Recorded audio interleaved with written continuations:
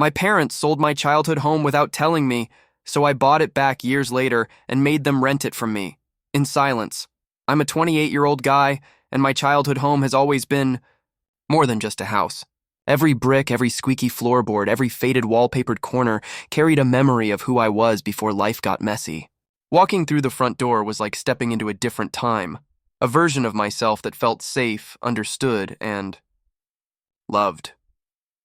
I could trace my childhood along the walls, the dented banister from when I fell off the stairs trying to show off, the scratch marks on the kitchen table where my dad once scolded me for carving my name into it, the tiny stain near the back door from the time I spilled grape juice during a summer party. Each mark told a story, and each story was mine. The house itself was part of our family's legacy. My grandparents had built it. My parents had poured their sweat and care into maintaining it, and I had grown up wandering its rooms like they were extensions of my own self. It wasn't perfect, far from it. My parents argued sometimes, especially during holidays, and I could hear it in the living room even when I pretended to be engrossed in a book upstairs. But even in those tense moments, there was a sense of belonging that I carried with me. This house anchored me. It anchored us. I remember the smell of fresh paint on the walls when my mom redecorated, the creaking of the attic stairs when I dared to explore at night, the way the sunlight would stream through the tall windows of the dining room during Sunday brunches. I thought it would always be there, like an unshakable certainty in a world that often felt chaotic and unpredictable. The thought of losing it, or worse, having it taken from me, wasn't even something I allowed myself to consider. How could a home that held my entire childhood, every laugh, every tear, every milestone, ever slip away without my knowing? But lately, a nagging feeling had been creeping into the back of my mind. Small things, a hushed conversation between my parents that stopped when I entered the room, papers left out on the counter with strange numbers and unfamiliar words, made me pause. Maybe I was imagining it. Maybe I was just being paranoid. And yet deep down, a tiny voice whispered that something was shifting, that my anchor might not be as steady as I'd always believed. I started noticing the little things first, things I would have laughed off before, but now they felt wrong. My parents, who had always been open about bills, maintenance, and plans for the house, suddenly became secretive. Conversations stopped when I walked into the room, papers disappeared from the kitchen counter, and my mom's eyes darted away when I asked harmless questions about repairs or finances. It was subtle, almost imperceptible at first, like shadows stretching across familiar walls. But my gut, honed by years of observing tiny family shifts, was screaming that something wasn't right. At dinner one night, I tried to make a joke about fixing the leaky faucet, and my dad's laughter felt forced, clipped. He changed the subject immediately, muttering something about the plumber already handling it. My mom smiled nervously, but it didn't reach her eyes. Something about their behavior made me feel like an outsider in my own home. I brushed it off at first. I didn't want to believe my instincts, but there was a growing tension I couldn't ignore. A quiet undercurrent of secrecy that pulled at me every time I walked past the old living room couch or ran my hand along the familiar banister. I began checking the small details, letters that arrived for them, the occasional envelope with stamps I didn't recognize, discussions that took place in hushed tones behind closed doors. Nothing concrete yet, just the creeping sense of unease. I tried to tell myself it was normal, that parents had private things and that I was overthinking, but nights in that house grew harder.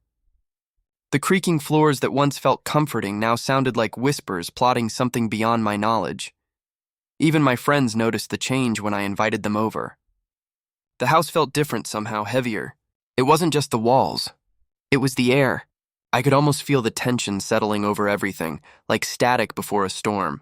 And yet I kept going through the motions, smiling at family dinners, helping with chores, pretending everything was normal. But each passing day, I felt smaller in my own home, like the foundation I had trusted my entire life was starting to shift beneath my feet. It hit me like a punch to the gut. I got a call from a family friend, someone who had known us for decades, while I was at work. Their voice was hesitant, almost guilty. I don't know how to tell you this, they said, but your parents sold the house. I froze, the phone slipping from my hand. My mind refused to process the words. Sold the house? Without telling me? The place I had grown up in, every corner stitched with memories of my childhood. Gone. Just like that. I rushed home, heart pounding, hands trembling. My parents were sitting at the kitchen table, faces calm as if nothing unusual had happened. I couldn't contain myself. "What do you mean you sold the house? How could you do this without telling me?" My voice cracked, half shouting, half crying. My dad looked at me, sighing like I was overreacting. "It's just a house, son. We needed the money. It's not a big deal." I remember staring at the floor, feeling the air thicken, the walls closing in. Not a word of apology, not a hint of empathy. The betrayal was raw and immediate. Everything I had trusted them with, the years of shared responsibility, the unspoken bond with my home, crumbled in that single moment. I wanted to scream, to cry, to demand answers, but all that came out was a hollow, broken, "Why?" The house wasn't just a building to me. It was safety, it was memories, it was who I was. And now it had been ripped from under me, traded for some financial convenience I didn't understand. My parents' casual shrug, the way they avoided looking me in the eyes, made the betrayal cut deeper. That night, I wandered through the empty rooms as if they were already someone else's. The walls that had once held laughter and warmth now echoed with the absence of everything I loved. I sat in the living room, staring at the faded carpet, my hands gripping my knees, feeling completely powerless. I knew one thing for certain: this wasn't over. I couldn't stay silent, couldn't just accept it. Something inside me shifted in that moment, a spark of anger and disbelief that whispered one thing repeatedly: I would make this right. Somehow, the days after I found out were unbearable. Every time I passed the spot where my bike used to rest in the garage, or the corner where my little league trophies sat on a shelf, I felt a hollow ache in my chest. The house wasn't just gone, it was like a part of my life had been erased. My parents moved around the kitchen, acting like nothing had changed, their casual chatter a dagger in my heart.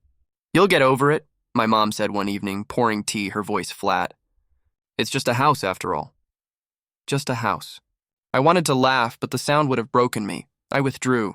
Friends would ask how I was, and I'd nod, forcing the faintest smile, but inside I felt like I was crumbling. Even my job, which had always been my refuge, felt heavy.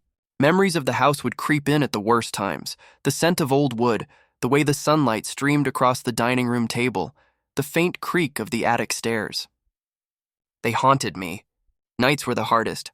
I'd lie awake, staring at the ceiling, replaying the moment I found out over and over, questioning how my parents could be so cold, so detached. Arguments with them became impossible. I tried confronting my dad about the decision, asking why he hadn't at least told me. "We did what was necessary," he said, shrugging. That shrug was like a slap, like every shared memory, every sacrifice, every childhood dream had been dismissed. I started feeling a creeping resentment, an anger that I couldn't shake, and at the same time, a deep sadness that I didn't know how to express. Even the familiar sounds of the neighborhood felt alien now. Cars driving past, kids laughing, dogs barking, it all reminded me of the home that had once been mine. And yet, in the midst of all this despair, a tiny spark of something else began to grow. A thought, sharp and insistent: I might be powerless now, but I wouldn't always be. The scales could still be balanced, and maybe, just maybe, I could take back what was mine. Anger became my constant companion. I couldn't stop replaying the betrayal, the way my parents casually dismissed my feelings, as if my childhood, my memories, my entire connection to that house were meaningless. Every time I thought about it, a fire ignited inside me. A need not just for justice, but for control. I realized something terrifyingly simple. I wasn't powerless. I just hadn't acted yet. That thought, small at first, began to grow until it consumed me. I started imagining what it would feel like to reclaim the house. Not just to own it again, but to hold the power over the people who had hurt me most. I pictured walking through the front door with the keys in my hand, feeling every memory flood back. And then looking at my parents, not with hatred exactly, but with the quiet authority of someone who finally had the upper hand. I could almost see their faces, their surprise, their hesitation, the way their voices might falter when they realized the tables had turned. Money, timing, opportunity, I began assessing it all. I started saving obsessively, cutting corners in my own life, passing up social events and luxuries. Every dollar I set aside felt like a step toward my ultimate goal. Every evening, I walked past the old house from the sidewalk, now someone else's property, imagining the moment I would reclaim it. The thought of it became a sort of obsession, a fixation that gave my life a renewed purpose. My friends noticed the change. "You're intense lately," one of them said, eyeing me over coffee. I laughed it off, but inside I was calculating, planning, strategizing. This wasn't just about a house anymore. It was about making a statement, about showing my parents that their betrayal wasn't something I'd forget or forgive easily. And deep down, I knew that when the time came, they would feel the weight of their decision in the quietest, most cutting way possible. Even as I went about my daily life, the thought lingered. I was patient, I was careful, and I was building toward a reckoning they could never see coming. The spark of revenge had been lit, and there was no turning back. Years passed and life moved forward, or at least it seemed to. I graduated, started my career, and even managed to carve out a life that felt stable. Friends, work, small victories, they were all there, like threads attempting to stitch the torn fabric of my past back together. But no matter how much I tried to move on, the house lingered in the corners of my mind. It haunted me in quiet moments, its smell, its creaking floors, the way sunlight would hit the living room just so. Every time I thought I'd forgotten, a memory would snap me back, sharper than before. I even tried convincing myself that maybe I had overreacted. Maybe a house was just a house after all. But deep down I knew the truth. It wasn't about the property, it was about betrayal. It was about trust shattered by the people who were supposed to protect it. The anger, the sadness, the sense of violation, it never fully left. I caught myself replaying their faces, the way my dad shrugged, the emptiness in my mom's eyes as she said, "It's just a house." Even when I achieved milestones, my first big promotion, moving into my own apartment, traveling, I felt a quiet hollowness. Every success was tinged with the reminder that something vital had been stolen from me. I became hyper-aware of fairness in other areas of my life, sensitive to every slight, every oversight, every injustice. My parents' betrayal had rewritten my sense of trust, and I couldn't ignore it, no matter how hard I tried.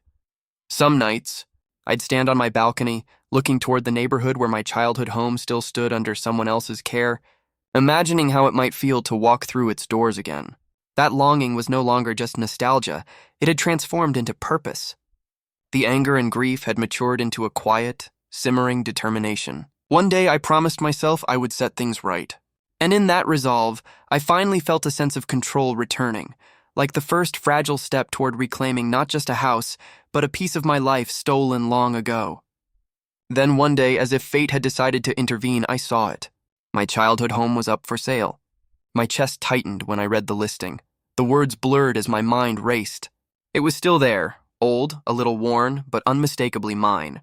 The thought that I could actually own it again, walk through those doors, reclaim the memories, the power, it was intoxicating.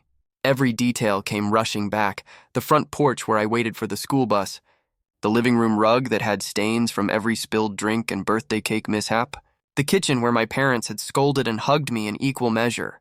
All of it was still there, waiting. I contacted the realtor immediately, asking for details, inspecting every note, every listing photo. The house had changed hands once since my parents sold it, but the new owners clearly hadn't cared for it like we had. My mind raced with calculations.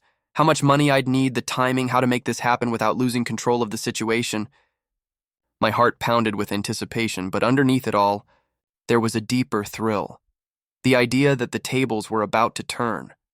I started crunching numbers, dipping into savings, making careful financial moves I'd been preparing for years. It wasn't just a dream anymore, it was actionable, tangible. Each day, I imagined the moment I would hold the keys, the moment my parents would realize that the power dynamic had shifted completely. My childhood home, the source of so much pain, could now become the instrument of quiet justice I had been plotting for so long. I drove past the house almost daily, sometimes lingering at the sidewalk, feeling the wind on my face and the sunlight hitting the windows just right. I could almost hear the echoes of my childhood laughter, the creaks of the stairs, the hum of life as it once was. And in that anticipation, a dangerous mix of nostalgia and resolve burned brighter than ever. I knew the moment I reclaimed it, nothing would ever feel the same for my parents, or for me. The countdown had begun, and there was no turning back. I hadn't expected this. Just when I thought I had the upper hand, the unexpected happened. My parents called me. Their voices, once so authoritative in my life, now trembled with something unfamiliar. Urgency, maybe desperation. We heard the house is back on the market, my mom began cautiously. Would you... Would it be possible for us to move back in? I froze mid-breath. The words felt surreal. After years of betrayal, after the casual way they had sold the place without a word, now they were asking for permission? Asking me? I could hear my dad fumbling for words beside her, a rare vulnerability in his tone. It's just, things are hard right now. We could really use some time there, he added, as if he hadn't been the ones who had ripped everything away from me years ago. The nerve. The audacity. Part of me wanted to laugh, part of me wanted to scream. But mostly, I felt the pulse of power surging inside me, the very thing I had been waiting for, the leverage I had been preparing for. I kept my voice calm, deliberately measured. The house isn't a charity, and it isn't yours anymore, I said slowly, letting each word sink in. I could hear the shift in their breathing, the subtle panic beginning to replace their usual composure. If you want to stay, it'll be as tenants. Rent, monthly, full terms. I watched as the weight of realization hit them. This wasn't a negotiation. I was no longer the powerless kid they could override with a shrug. As I spoke, I could almost see the old house through my mind's eye, my parents walking its halls under my rules. It was poetic, almost cruel, but it felt necessary. Their casual betrayal, their dismissal of my emotions, was about to be repaid quietly but unmistakably. And in that moment, as they swallowed hard, eyes darting nervously around the kitchen, I realized I had never felt more in control.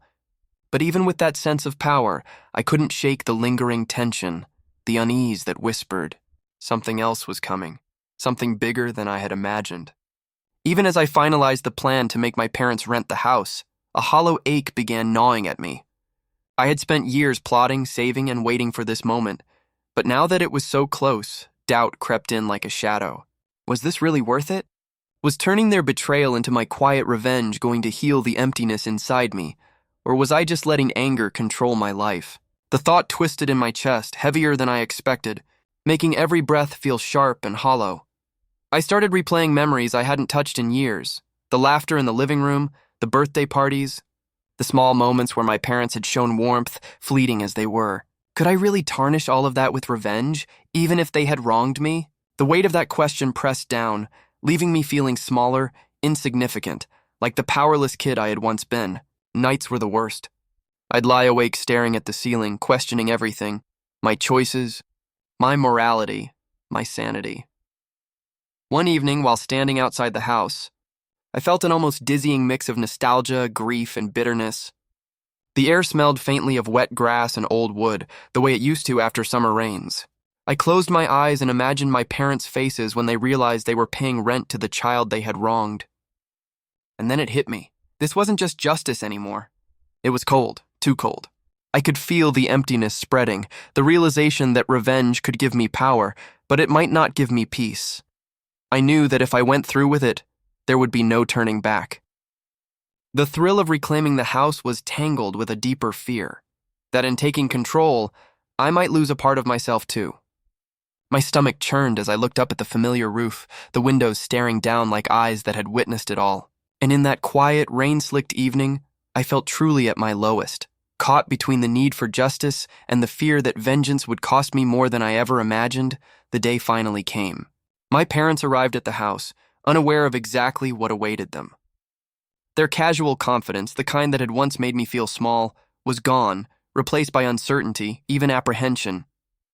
I met them at the door, keys in hand, and felt a quiet satisfaction in the way their eyes widened as they realized I was in control.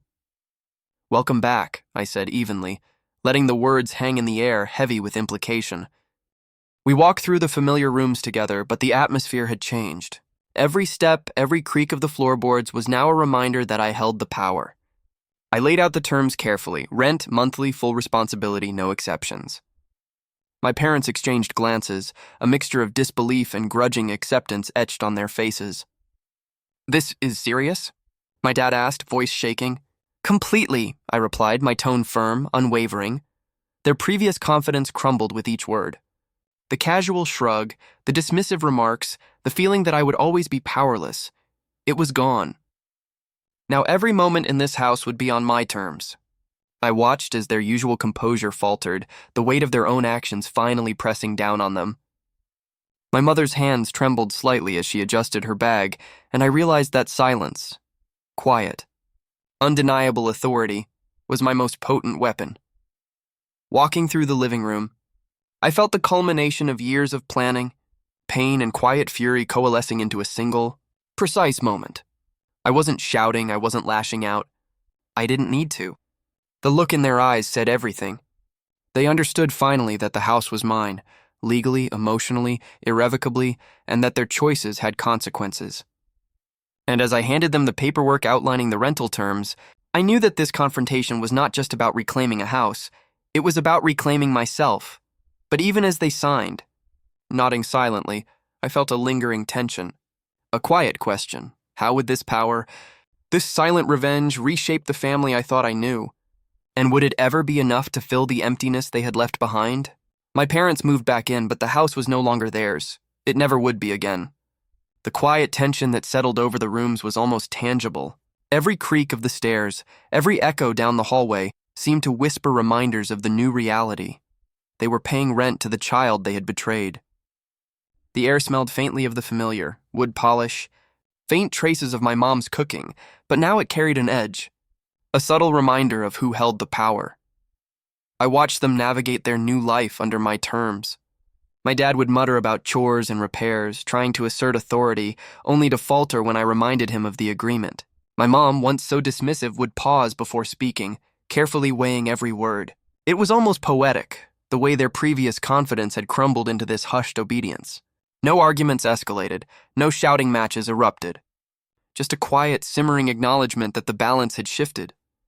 I found a strange satisfaction in the silence.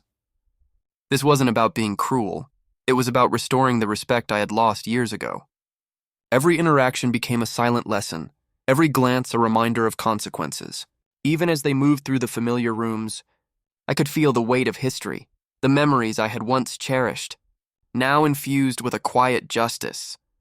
But amidst the satisfaction, I couldn't ignore a subtle emptiness. Revenge was powerful, yes, but it didn't erase the pain of betrayal or the years I had lost. Walking past the old staircase or brushing my hand along the worn banister, I felt the bittersweet mixture of triumph and lingering sorrow. The house was mine again, and my parents were reminded of their actions, but the scars, both mine and theirs, remained.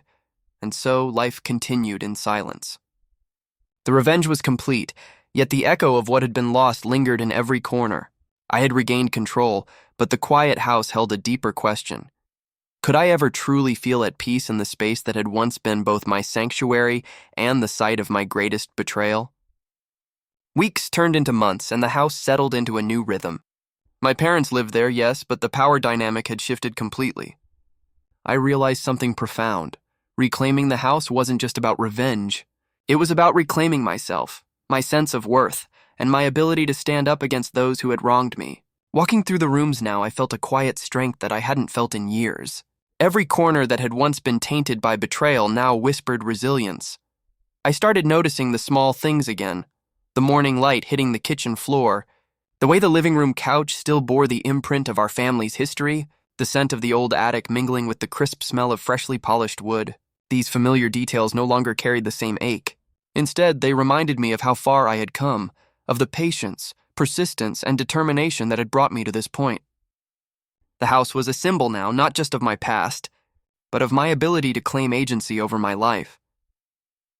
Sometimes I catch my parents in the quiet moments, moving through the rooms with a mixture of hesitation and grudging acceptance. They know their actions have consequences, and their silence speaks volumes. And while there is still a trace of bitterness buried deep inside me, it no longer controls me. I feel empowered rather than enraged, at peace rather than powerless. Standing on the porch one evening, the sun setting behind the familiar roof, I felt the weight of years lift slightly from my shoulders.